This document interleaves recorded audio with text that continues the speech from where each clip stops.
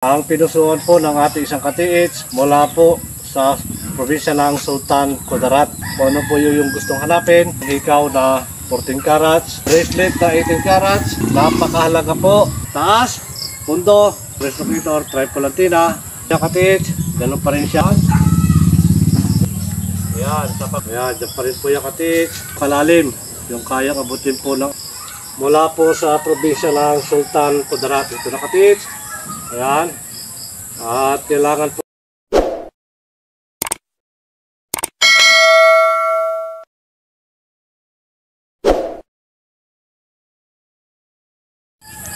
isang magandang araw at magandang buhay po sa ating mga kababayan, sa ating pong mga katiits.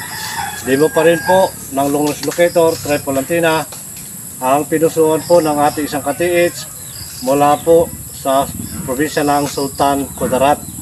Ito po yung iyong pinusuan, long range locator, triple antenna. Dito mo rin po siya babalahan. Kung ano po yung gustong hanapin, yun po yung iyong ibabala dito po sa hulihan ng ating triple antenna. At meron po akong pambala dito katiits. Ito po yung hikaw na 14 carats. Nasya ko naman pong gagamitin bala. At kapag hindi mo po ito binalahan, volume po ng tubig ang ituturo po ng ating triple antenna. At meron din po dito katiits, ito po yung bracelet na 18 carats na ilulukit ko po ito gamit ang triple antenna na may bala po siyang 14 carats. Yan. Sa paggamit ko pa rin po katiits ng long range locator triple antenna, napakahalaga po na kailangan ito po ang dulo ng antenna ay papahid po natin sa lupa. Ayan. Yan po ay nakapagpabilis, nakapagpalakas, mabilis po niyang mahanap. Yun pong ating target. At ito po katiits, sa pagkapit ko pa rin po ng handle ng ating triple antenna, napakahalaga po nitong gitna ng palad. Kaya pong nakadikit sa handle, hindi po ito mga dulo lamang ng daliri. Kailangan po yan, pag kinapitan mo po ang isang handle ng isang locator, dapat po yan na hindi na pabago-bago yung pagpisil o luluwag pa yan. Dapat permis na po yan mga katiits. Higit sa lahat po, focus yung ating kaisipan sa atin pong hinahanap. Hindi po dapat naglalayag. Napakahalaga niya katiits na kapag itinaas mo po ang triple antenna, dapat po yan ay timbang po yan at hindi po tagilid, hindi po nakatingala. Yan, ito katiits, kapag nakatingala yan, babalik po yan, haampas po yan sa ating mukha. Kailangan 45 degrees, tungo na kaunti. Ito pong paggamit natin ng triple antenna, maging single antenna. Ito po katiits, mula pa rin sa baba, ay dahan-dahan ko itataas. Mga katiits, kaya pag tinaas po yan, ay doon na po yan magtuturo. Taas, pundo, at hintayin na po siyang gumalaw na kanya. Huwag niyo po kukontrahin. Kaya mula sa baba, pundo. Ayan, doon pa rin po siya nagtuturo. Kaya ito katiits, sa paggamit po pa rin po ng long range locator, triple antenna, kailangan po pagmasdan mo yung dulo kung saan po yan babaling. At huwag na po ninyo kukontrahin. Yung paggamit po ng long range locator, triple antenna, yung paghawak po natin, dapat kabisaduhin po natin. At lalo higit po, laging practice. Wala po nagsimulang marunong na agad. Lahat po ay pinag-aaralan. Kaya wala pa rin niya katiits. Ganun pa rin siya. Hihilahin po ng aura ng gold. Ito po ang ating antenna. Ito pa rin katiits. Ayan.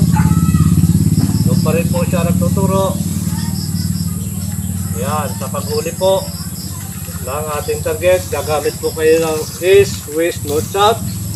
Yan, napakadali pong hulihin kung nasan po yung ating hinahanap. Ayan, dyan pa rin po yung katiits. Dyan pa rin po yung ating paghawak sa ating pong triple antenna. Ayan, doon pa rin po siya nagtuturo. Ayan, ito po ay pang long distance, pang malayuan. Kahit gano'n po kalayo yung ating nalulukit, ay gano'n din po kalalim yung kayang abutin po ng ating triple antenna sa lalim. Wala pong estimate na lalim. Ayan, ganun pa rin yan kati. Doon pa rin po yan. Tuturo. At muli po mga kababayan, aking tatapatan po itong ating target sa paggamit pa rin po ng ating tripolatina sa pagkuha pa rin po ng ground. Napakahalaga po yan bago natin lapitan ang ating pong target. Ayan, doon pa rin sa katit. Ayan, doon pa rin. Kailangan po yan ay kukuha na po tayo ng ground.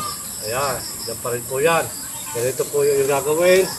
Kapag natapatan po yan, kapag natapatan po itong ating target, ang magiging reaksyon po ng ating tripolatina ay nagbibigay agad po yan ng signal. At ibig sabihin po yan, nasa tamang tinatapatan po natin yung pong aura ng gold. Ayan, ito katits. Ito na po yung iyong pinusuan. Long range locator, tripolatina mula po sa probinsya ng Sultan Kudarat. Ito na katits. Ayan. At kailangan po sa pagpapaikot po natin, permis din po yung ating kamay. At kusa pong iikot ito pong ating tripod antenna. Huwag lang po natin kukontrahin. Napakalaga din po katits na ito pong handle. Dapat po yan na hindi nagwiwigil. Yan, napakalaga po yan para timbang po yung ating tripod antenna, hindi po siya nahihirapan kumaliwa at ganoon din po sa pagkanan. Muli pa rin mga katits, sa pangalawang pagkakataon pa rin po. Ayan. Doon pa rin po siya nagtuturo. Ayan. Ito pa rin, sikapin nyo lang mga katits. Lagi nyo pong practice. Lagi pong pag-aralan ang atin pong paggamit ng anumang klaseng locator. Yan, ito pa rin. Matapat ako po dito katits. Ayan. Permis na po dapat yung ating kamay. Napakalaga po yan. At hindi po yan, pag tinapat mo ganyan, iikot, kailangan po tayo, nasa tamang detection po tayo. Ayan, ito katits. Wala pa rin sa baba. Kapagkuha pa rin po ng ground. Ayan. Kapatid, at kapag natapatan po yan, ang ating tripolatina po ay nagbibigay agad na po ng signal. Kaya ito kapatid, napakalaga po na kailangan tapatan po natin ito pong ating target. Kaya ito na kapatid, ito po yung iyong pinusuan. Long range locator, tripod antenna. Yan na, bigyan na po siya ng signal. Ito na kapatid. Yan.